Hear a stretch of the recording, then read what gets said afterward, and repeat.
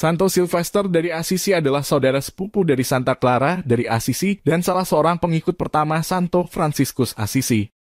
Ia juga disebut sebagai imam pertama dari Ordo Fransiskan. Sylvester lahir dari keluarga bangsawan Maldonado di kota Assisi. Ayahnya yang bernama Rosone di Monaldo adalah saudara dari Favarone di Monaldo, ayah dari Santa Clara dari Assisi. Kisah kehidupan rohaninya bermula pada tahun 1209.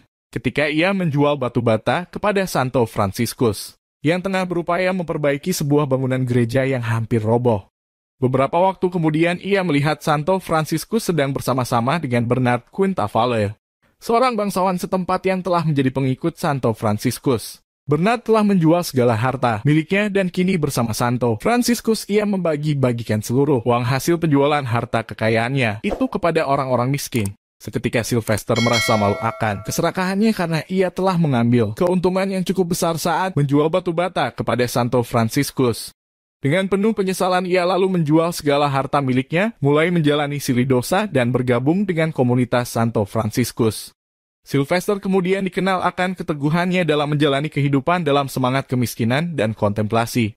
Bersama dengan sepupunya Santa Clara, ia terus berdoa bagi pencerahan spiritual mereka dan bagi Santo Fransiskus. Adalah Santo Sylvester dan Santa Clara yang kerap meminta Santo Fransiskus untuk juga melayani Tuhan dengan cara berkhotbah bagi umat. Bukan saja dengan mencurahkan diri dalam doa dan keheningan. Dan bila Santo Fransiskus pergi berkhotbah, Sylvester akan selalu menyertainya.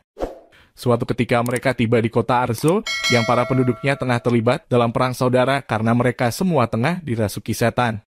Santo Fransiskus meminta Sylvester untuk mengusir setan-setan itu keluar dari kota tersebut. Dari depan gerbang kota, Santo Sylvester berseru dalam nama Tuhan yang Maha Kuasa dan berdasarkan perintah hambanya, Fransiskus, berangkatlah dari sini, kalian semua roh-roh jahat.